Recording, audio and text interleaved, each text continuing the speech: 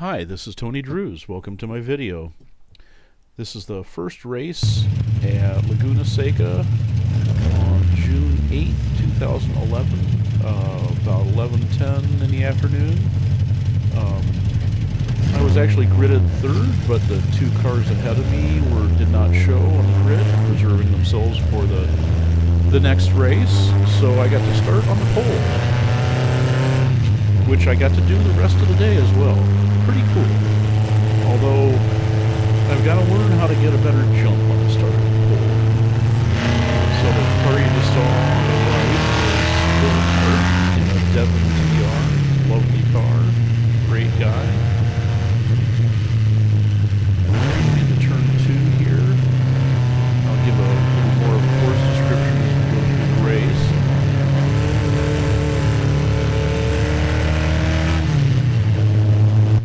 Coming into turn 10. Pace car is going to pull off pretty soon. Nerves are a little higher.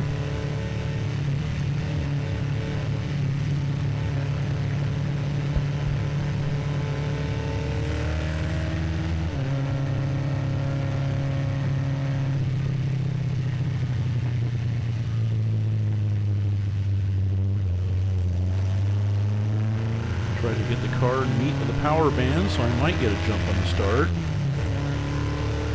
Pulled out the green flag just slightly before I was ready. So Bill gets a little bit of a jump on me going into turn 2 here.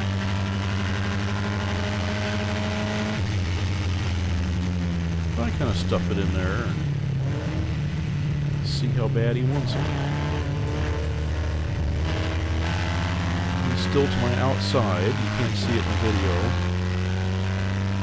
So going into turn 3, you notice I don't quite hit the apex. I left enough room for him. But when I check my mirrors, I see he's now behind me. Very cool. So we're in the lower part of Laguna Seca here. Pretty soon we're going to start going uphill. We're downshift to third, carrying as much speed through this corner as possible, and we're starting not super steep, but fairly steep uphill. A little crest here, and then the run up to the corkscrew, really pretty steeply uphill. You'll notice the sight lines, you don't see very far ahead, you got to kind of know where you're going. Brake before you can see the corner, and hang on for the roller coaster. It's about a 2-story drop there, and we're still going pretty steeply downhill. And this corner will throw you off if you're not careful. Now it's kind of flattened out. Another pretty high-speed corner, back uphill a little bit. Into turn 11, the sharpest corner on the course. Second overdrive, get on the power, a little sideways through the corner.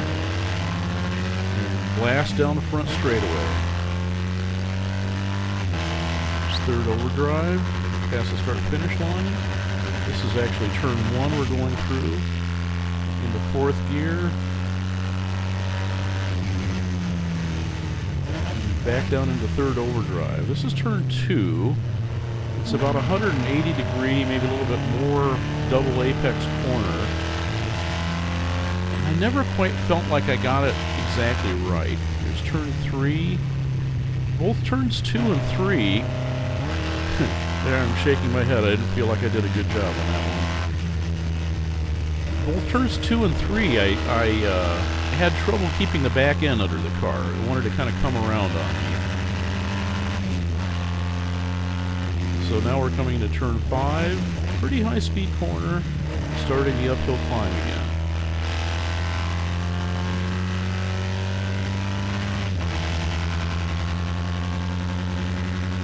Turn 6. This one you really don't slow down much for. You make sure and hit the apex well, because you don't really want to go out into kitty litter or into the tire wall there. But every RPM you keep through there, you keep up the hill. Since it's steeply uphill, you don't, in a somewhat underpowered car like my Triumph, you don't get huge acceleration there. Through the roller coaster again. Turn 9 here is a tricky corner. A lot of fun. Turn 10, pretty straightforward. Just carry as much speed as possible.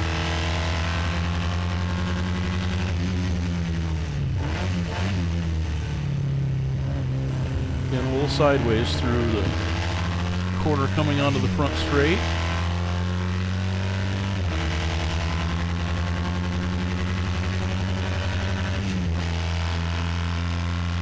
Into fourth, doing probably 110 going into the braking zone here. Back down to third. Kind of very bottom of the power band. You see me fighting the wheel there. The car is not flat on the floor in that corner, and the back end's still rotating around. It's a lot of fun. This corner is deceivingly long. It's more than a 90-degree corner, that turn 3, where turn 4 here is less than 90 degrees, and you can carry a lot more speed through it.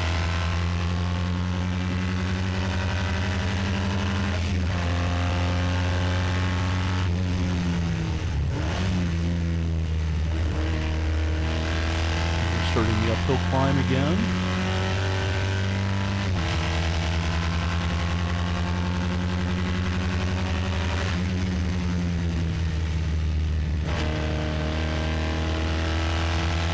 That kind of beating sound that you hear in the engine note, I don't really hear that in the driver's seat. It was a quirk of my audio system, apparently. This little section just makes me smile every time. It's like the launch of a well-designed roller coaster. It's just a lot of fun. I think I took a different line through 9 every time so far.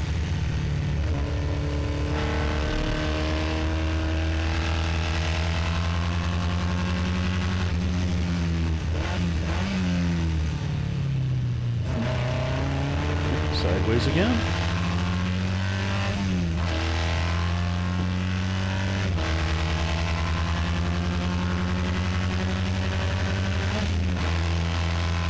Okay, yellow flag. So we got a wrecker going into turn 2 here. And that's, you can barely see it out there. That's John Frymark in a TR4. He had some braking issues and ended up off the track there.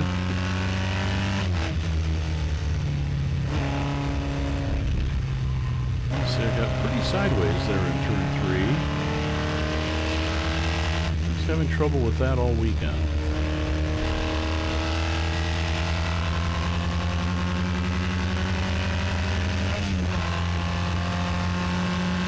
Doing well over 100 going into this corner. This turn's probably a 75-ish mile an hour corner.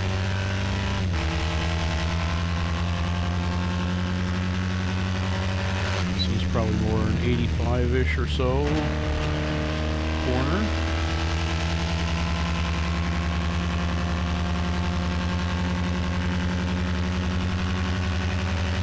So I just drop out a third overdrive into third for this.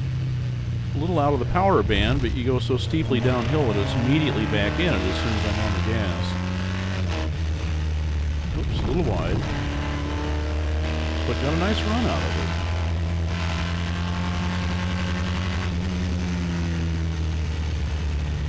Still maintaining a pretty decent gap back to second place. Things are looking kind of promising here.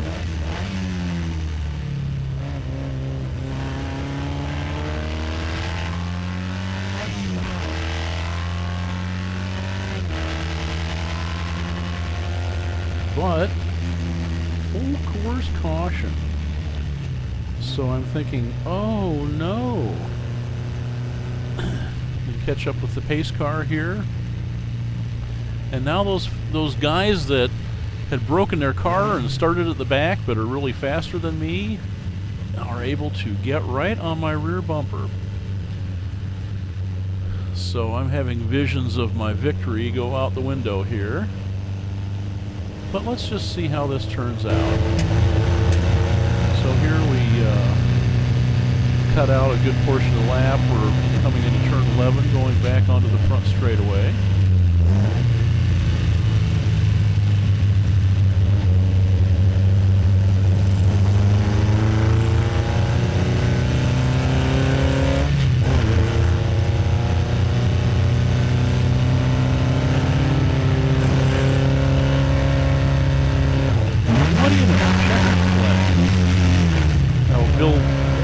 Bill Hart was coming up on my outside. I wanted to be sure my car truly crossed the finish line first there, just to erase any doubt.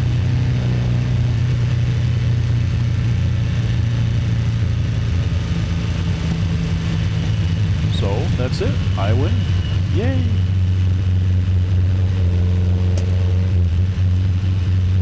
Now, normally I'd cut off the video here, but I thought you might enjoy a little trip off the track and into the paddock area. So for this event, we don't go through pit road to come off the track. This is the entrance to pit road, but we cut directly into the paddock here. That allows the next group to go out really quickly. The row to the right is all the Triumph guys. The row to the left is other stuff. To the left coming up here are a trio of original AC Cobras, Shelby Cobras. Kind of see them off to the left there. Some really cool equipment here.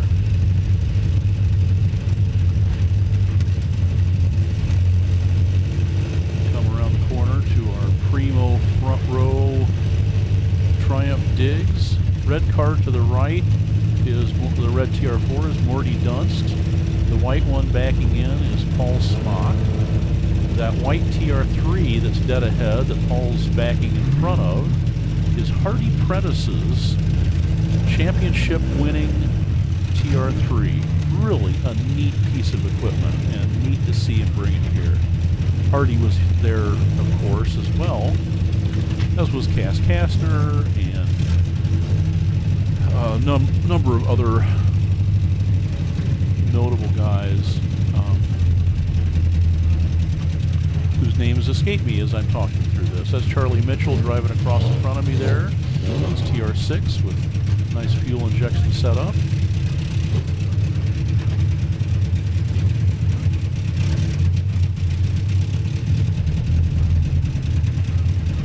Backing into my spot here. Across the way is a Formula One car with a UOP. Leave you enough room to get out?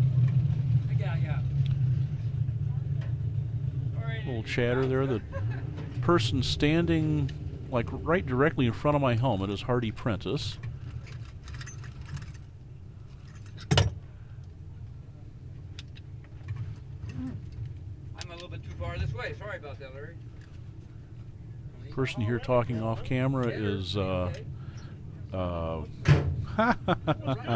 just lost his name. In the Herald, Barker won the Cass Cup later. So that's Hardy walking around in front of the car there. Oh, hey, the sun's come out. Good morning. You've heard it's always sunny in California. Yeah. So I got out there in the lead. I had a pretty good lead going, and then the yellow flag comes out. I thought, oh no, they'll catch us all up. Well, we entered under the caution. Yeah, how'd that Mini get in front of you? Yeah, How'd right, that Mini get in exactly. front? That's the pace car. Person walking in now is Mark Bradicus, person who runs a bunch of the Triumph lists. Wow. Nice. Well, he got a heck of a start. He was ahead of me going into two. Yeah. And we went through that one side by side, and through three side by side, and he kind of dropped back in behind me. I thought, oh, hey, all right, I pulled it off.